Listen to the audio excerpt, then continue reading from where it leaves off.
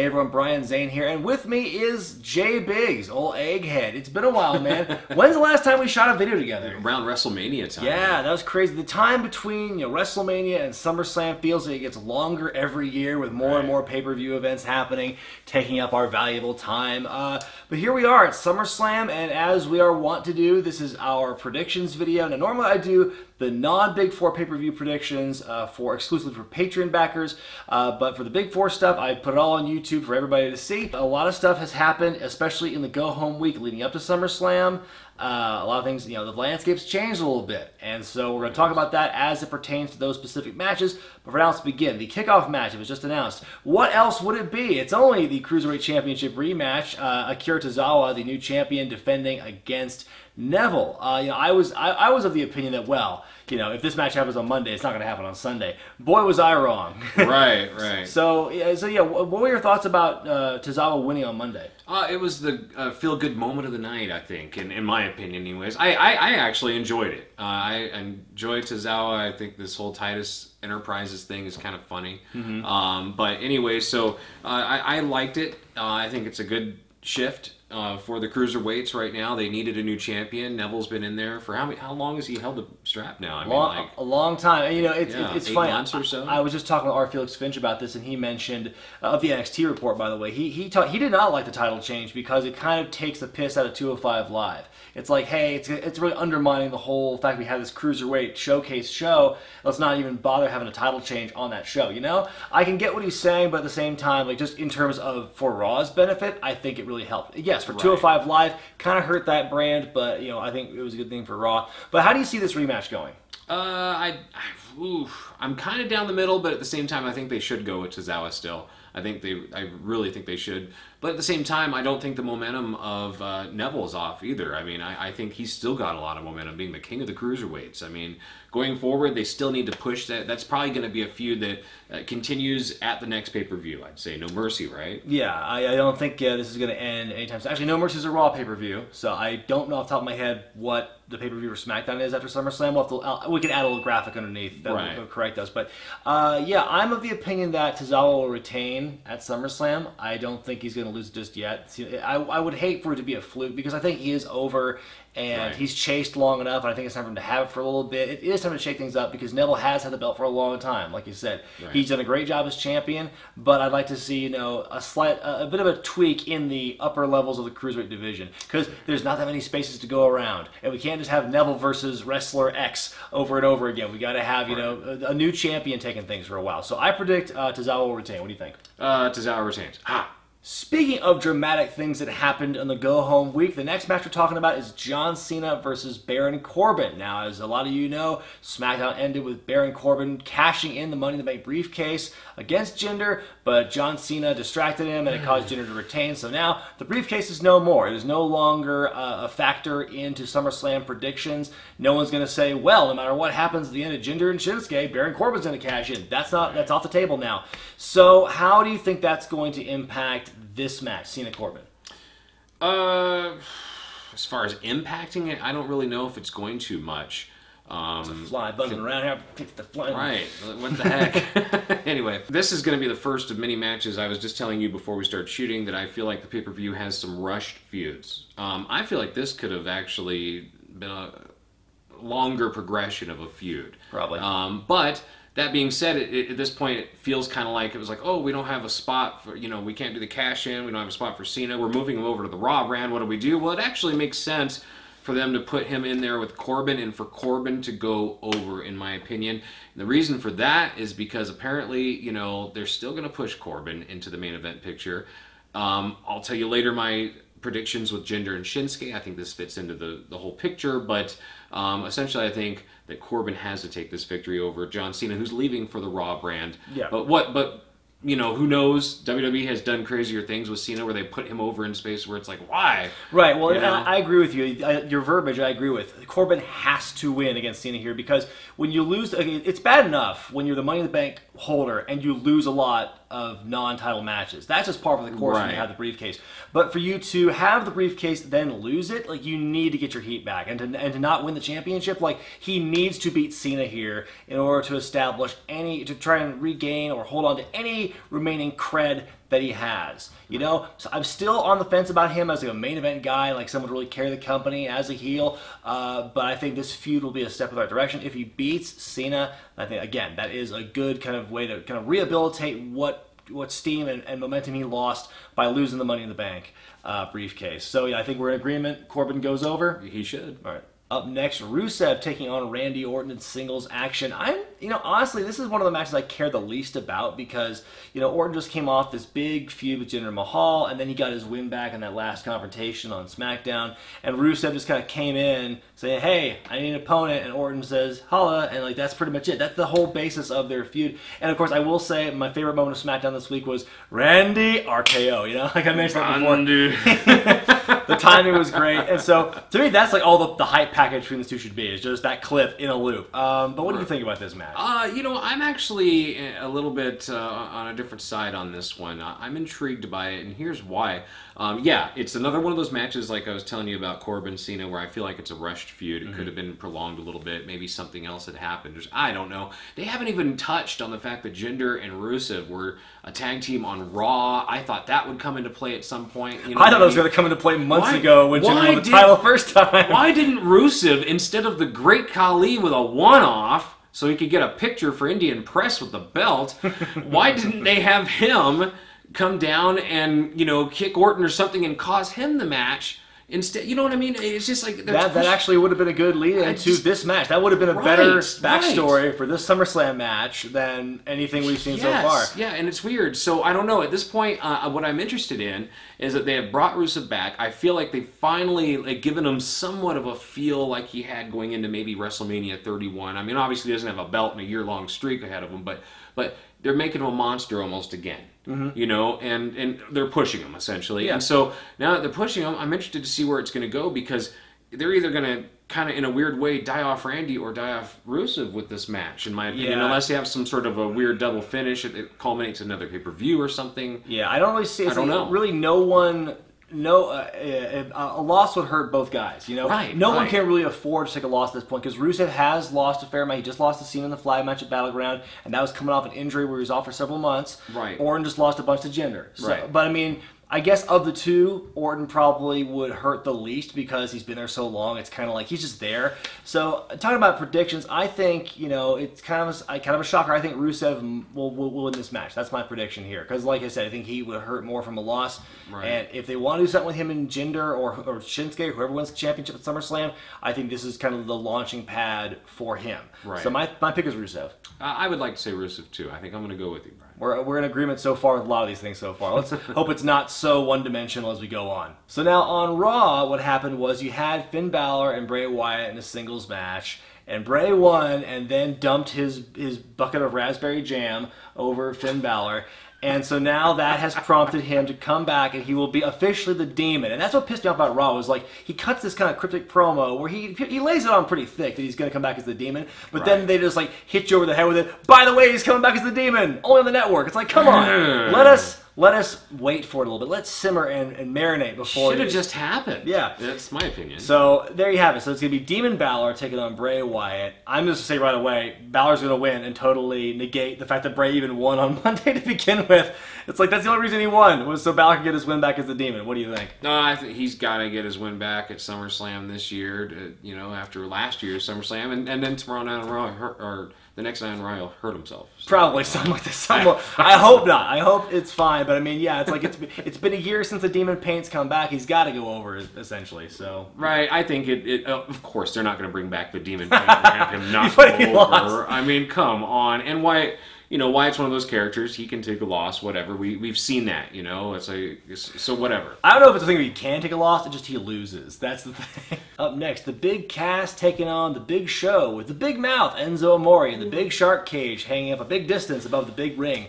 It was brought to my attention that this is actually the third Shark Cage match they've had this year on TV, because it was this match, it was Owens and Reigns at Rumble with Jericho in the Shark Cage, but then there was the NXT TakeOver show where TM61 took on the Authors of Pain, Ella in the Cage. Yeah. For a match type that has not really been used since 1998, they are just using this a lot. They're getting a lot of mileage out of the Shark Cage in 2017. Ryan, I think I've said it before, and this is why, is because Mattel recently released that Shark Cage action have a toy package. to plug. And so I think Cass is going to win this one because he is, they're putting him over as a new heel. And, I'm sure a year from now they want to put him in the main event scene at some point.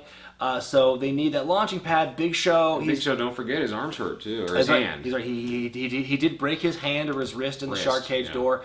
So that's going to be a handicap as well. It's very reminiscent, actually. Do you remember, I forget how many years ago it was.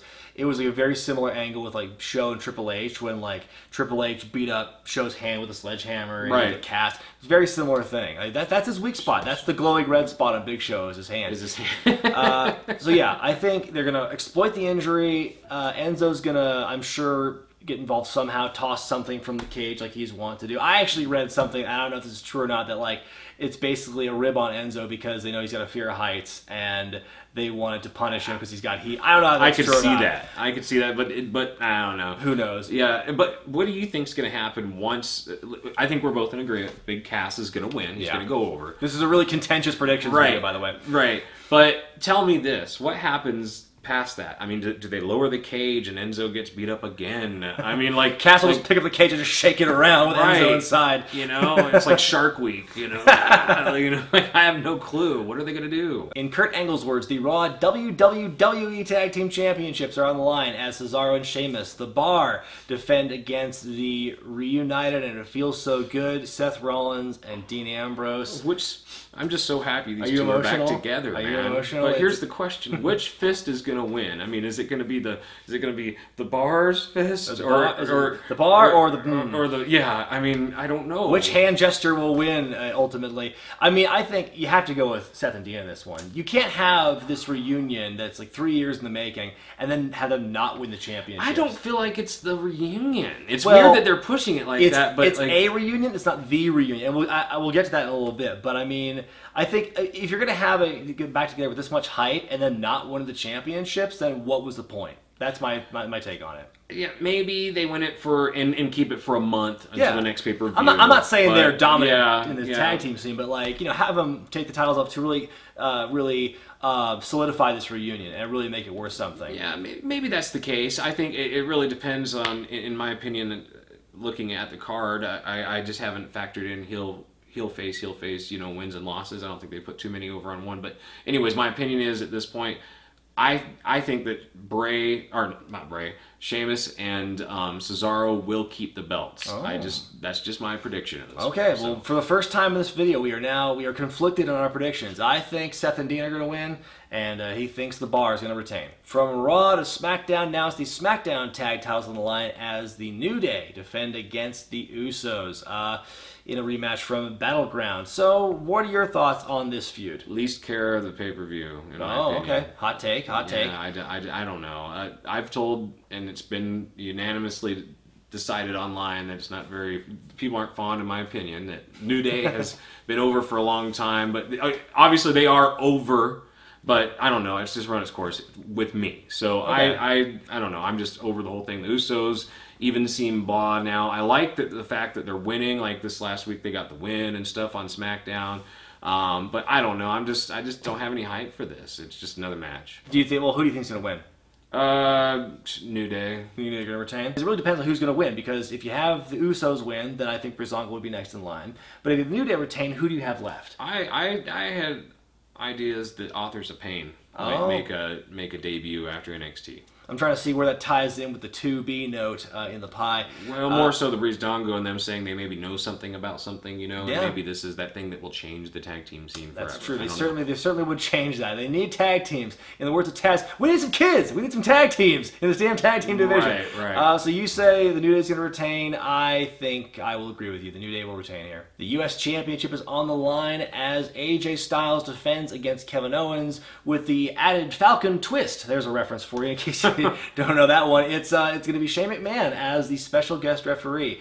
I always felt that Shane being inserted into this feud was just kind of a way to artificially lengthen this rivalry. Make it even, to make it worth watching, in my opinion. Because they started out at Backlash, and it's still going today until SummerSlam. I would hope to God this thing ends after SummerSlam, because it has, despite the fact that both guys are excellent workers, and I love seeing them great matches too. It's just gone for a long time, and I'm ready to see both these men move on. And if Shane is the catalyst to that, then I guess I'm for it. I mean, Right. to me, I would think that I'm guessing Styles is going to retain, and there's going to be some kind of weird thing happening between Shane and Owens that causes Owens to lose the match, and that will lead into what I'm predicting is Owens and Shane at Survivor Series.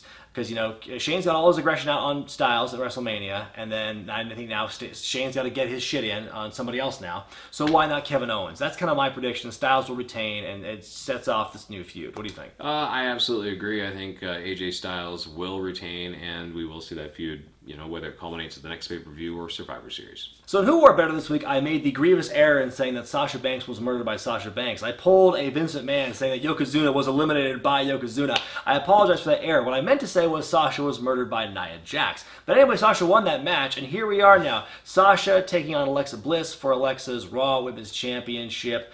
I feel like... what might have been had Bayley not been injured and she was the one fighting Alexa? Where would Sasha have played into this? Because it's clear that she was definitely the third person, and Nia Jax was like a fourth character, but she didn't really play into it. Well, I mean, as Alexa Bliss's ally, I guess. They probably would have found the tie-in. I'm rambling here, but I think the point is, my prediction is Sasha is going to win here as kind of like a vessel or kind of a surrogate for Bayley. And then that's going to lead to something down the line with Bayley and Sasha. But tell me more what you think about this match. I think that's exactly what's going to happen. I think you're dead on. I think Sasha's going to win because she wasn't supposed to even be in the match. Now she's placed in it.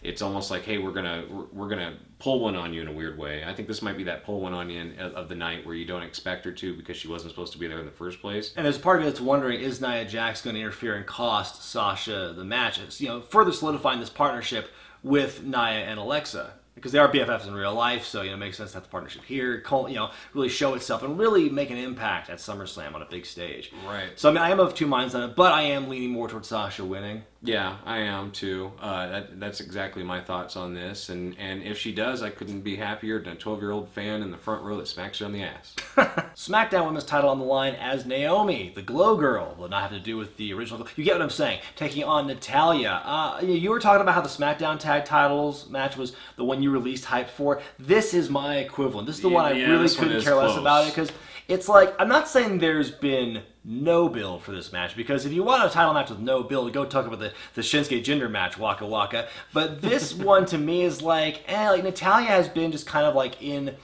a supporting player in all the women's stuff for the last 8 months. Or the last year almost, and now she's just kind of in this position, and it's great for her, but at the same time I'm like, is she really going to take the title off of Naomi? I don't really think so. I read recently they're going to keep it on, and of course you can't trust anything you read necessarily, it's a report online, but I've heard that they want to keep the belt on Naomi. Naomi is, I'm sorry, I'm very bored by her. I don't really like her. Hot take.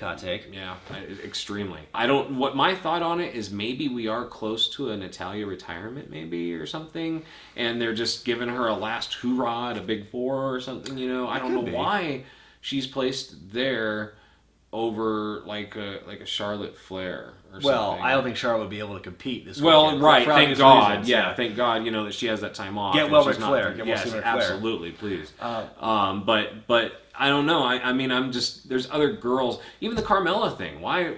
Well, it was almost like she disappeared after she won the Money in the Bank for 3 weeks. No, I mean, I would disagree with you there, because what they're doing is literally every week now has been just the same kind of thing where Naomi is in some situation, and then Carmella comes out and says, hey, y'all, she wouldn't say y'all because she's from Long Island, though, or Staten Island, but she's like, hey, hey, P.S., I got the briefcase, I'm coming for you, you don't know when. And the whole thing is she's teasing it. It's got to happen at SummerSlam, especially now because Corbin's briefcase is gone. Yeah. I would imagine that Carmella will cash in at some point no matter who wins. That's what I think's the payoff on this whole entire match. So regardless of what happens with Carmella, what may or may not happen with Carmella after the match proper, who do you think wins? I'm going to go with Naomi for sure. Okay, I am also in agreement with you, because I think what's going to happen here, they have to have Carmella pull the trigger here. As much as she's been teasing it, to have her tease it 1 week further would be insane and would totally not make sense. Don't want a year of this. Right, well, so to have, and think of it this way, her big pay-per-view debut was last SummerSlam. And so for her to come in her home state, like she debuted last year, to cash in and win the championship there, I think, feel good for her and her fans, but obviously she's a heel, so she'd be doing something devious against Naomi. But that's kind of the way I see it. Naomi retains, then Carmella comes in and wins the title. The WWE Championship is on the line as Jinder Mahal takes on Shinsuke Nakamura. This is like a historic match because it's the first time two men of Asian descent have fought for the championship. You know, that's crazy to think about. You know, right. Think about, 3 years ago, and that's kind of the joke, is like, could you imagine someone in 2014 hearing about this match? Just like, everything about it feels wrong. But like, that's where we are now in 2017. And you've got, Shinsuke, who's finally, I think, is on the right track. I think after they debuted him at Backlash, he stumbled a lot because of the way he was booked. But I think this is the strongest he's looked in some time. And Jinder's getting better every week and getting better every month. That being said, what else can you say about this match except the novelty of it's these two guys you wouldn't expect in a championship match? There's no heat between these two. There's no sizzle. There's nothing there. Literally, there's somebody going. You mean that India isn't in the Middle East? It's like, what the heck? Yeah, there's some closet racists right, out there. Absolutely. But it's weird because literally their only one-on-one interaction, I feel, unless I'm wrong, their only interaction with each other in the ring was this past week on SmackDown, where Shinsuke cut a promo on him and. Right. That was it. That's literally it. It's been kind of this is another match, again, like I was telling you. And what is it with SmackDown? They're rushing a lot of these matches. Yeah, I don't know why, because they were supposedly a superior brand. They have less time to work with every week, so they've got to, they have to have so many faces they got to put in there, so many people they got to showcase. Right. So I think what you're having is a case of, some feuds are a little undercooked. So tell me, Brian, just hypothetically, if you were the booker, per se, or something like that, what would you do in this situation? How would you have built it? At the very least, I would have given it, 1 or 2 more weeks of build. I think the fact that it did feel kind of rushed because we only had the Cena-Shinsuke match, 2 weeks ago, 3 weeks ago. Right. So I think, have some more interaction between Shinsuke and Jinder. Really pose Shinsuke as a threat to Jinder. Have Jinder fear Shinsuke here. Have him go up against the Singh brothers in a handicap match or a gauntlet match or something. Have Shinsuke have to prove his worth to Jinder, I should say. Just, make more of that connection that these two actually are not just separate planets and they're finally showing up here together, but make them interact. And I think the fact they had the one interaction this week, I think that was not enough. But that being said, let's just talk about brass tacks. Who do you think's winning this match? Gosh, I'm on the fence, but I think I'm going to go with Shinsuke. Reason being is he is hot right now. Yeah, he is hot. And Mahal was, in my opinion, the reason, and not because of his work or anything like that, but because of this whole India expansion. I think that had a big role in why he got the championship, going from a jobber to champion in 5 or 6 weeks or something like that. I think that had a lot to do with it. I think they still need to keep Mahal on top and not bury him completely. Yes, that's key. That's what they do. Mm-hmm. But that being said, I think Shinsuke's hot right now.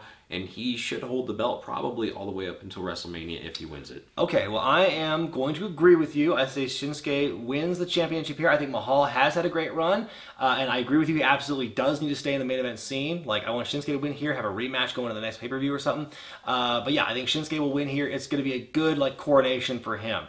I think we're in agreement. Shinsuke will win the championship. All right, time for the main event, the Fatal 4-Way for the Universal Championship. Brock Lesnar defending against Roman Reigns, Braun Strowman, and Samoa Joe. This match has has me just kind of weighing the possibilities for every scenario. I think you can make a case for every person winning that match. What do you think? Yeah, you absolutely can. It sucks, but I feel like the weakest case going in, even though he may be the guy who wins it, is Samoa Joe. Going into it, the last pay-per-view, I was extremely hyped to see Samoa Joe and Lesnar. And like I said, it almost felt like he just took one F5 and it was over. If he had just hit 3 or 4 F5s to make it just feel, or something like Joe had to have more. Mm-hmm. He's looked good on Raw. They've continued to build him. And even I hear Paul Heyman's pushing for him to win the belt. Me too.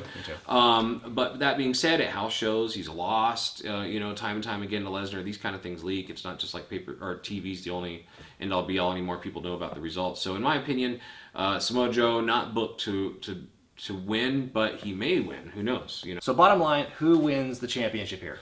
It's a toss-up, man. I think it's going to be Roman Reigns. I'm disappointed that we agree once again on this. I think it's going to be Roman Reigns too.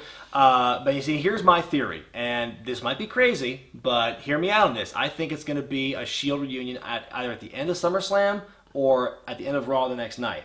Or maybe the beginning, because I have to screw up with the formatting. But basically, so you got Seth and Dean winning the belts like I predicted on Sunday, and then you've got Roman winning the championship. Then at the very end, the Shield all get back together in the ring, and they just lay waste to people. They do the fist thing. That's how the show ends. Roman as the champion, and Seth and Dean as the other co-members with the belts. The Shield's back together, but as bad guys. And I think I don't see the bad guys. But Seth and Dean, I know they're faces right now, but you can't if you want the Shield reunion, which I think I think some of us at least would like. You shouldn't. It's not going to work as a babyface group because no one likes Roman. People always boo Roman. So I think you could have a heel turn here with Seth and Dean joining Roman and becoming heels as well. Now, the one problem in my opinion, the one hole in this theory and this prediction is that it will totally skew Raw so heel heavy, it's ridiculous. But if Lesnar's gone, if he loses the championship and he's gone, that's one heel that's not part of the equation. Heyman's not there. So then you've got Samoa Joe and Braun, who both get face pops, and who you could conceivably see being put in face positions. So to have them go against a heel Shield, say that 5 times fast, with Roman Reigns at the helm, I think that would make for a very interesting dynamic. Maybe they will get back together, but it will be face because currently Dean and Seth are faces. They didn't keep them faces in my opinion. And yes, I know they did the pops you're talking about with Roman where it didn't get over, but my thought is with the 3 of them together, as long as they don't feature it like Randy Orton and J&J Security with Roman Reigns and Seth and Dean, as long as they feature them all equally, I think that no matter what, because dude, listen, they're booking Roman as a face right now anyway. They are. They really are. So fuck it, apparently. Yeah. Really, I just book them in there as the faces, and people will, if it's a good fight, people like Roman Reigns fighting because he's a big guy, he looks legit, and it's like he makes sense when you see a fight. So he looks like a badass. No, it's true. And so, and like I said, that scenario is kind of a wild one. Like, I'm not banking 100% it's going to happen. Like, I think, the safe bet is Roman wins and that's that. But then also, if Roman doesn't win, I would say Samoa Joe wins.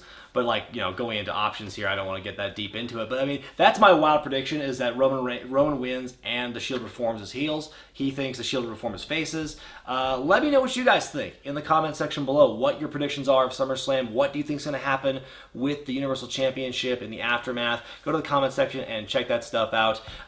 We are excited to see what happens at SummerSlam this Sunday. All 18 hours of it. It can't be any longer than WrestleMania. Right, we sat through that. It can't be any longer than WrestleMania. God, that was 8 hours, 7 or 8 hours. Gosh. We're looking forward to what SummerSlam has in store. A lot of interesting matchups here and a lot of interesting outcomes could come from this, and it really sets the tone for the shows in the future like No Mercy. And speaking of No Mercy, for those of you who are in the Los Angeles area, the day of No Mercy, September 24th, that afternoon, J Biggs and I will be there at the Nerdist Showroom at Meltdown Comics on Sunset Boulevard, along with Steven Larson from the Going in Raw podcast, special guest star Rob Fee, who you might see on Twitter. He's got a huge Twitter following there. Go look him up. And then he's also a writer and a comedian. He's a great guy. Wrestling with Regret and Steven Larson Going in Raw. We're going to be live once again for the first time since Internet Darlings. We had a great time with that show in Orlando. I don't think we'll be doing any live shows at WrestleMania for the time being, just because it really adds a lot of stress on what should be a fun weekend. Right. But doing these smaller pay-per-view weekends, I think, has potential to be a lot of fun that way as well. Make sure you show up and support. That's the biggest thing. Exactly. If you support what's going on at Wrestling with Regret, then that just shows us we need to do more here. Exactly. So Los Angeles, Orlando was the beginning. Los Angeles, September 24th at 1 o'clock. Your tickets, you can find them at the Eventbrite link at the top of the description here in this video. For those of you who are in the SoCal area, even if you're not going to see No Mercy, if you just live in that area and you want to help support Going in Raw Wrestling with Regret, I recommend you guys check that stuff out. 9/24 at 1 p.m. at the Nerdist Showroom at Meltdown Comics. A lot of ats there in that sentence. So let us know what you think about SummerSlam in the comment section below. We'll see you on the other side for the SummerSlam post-show review. I don't know if you'll be a part of that. Maybe. We'll see. I should be. We'll see. Anyway, for J Biggs, I'm Brian Zane. We'll see you next time.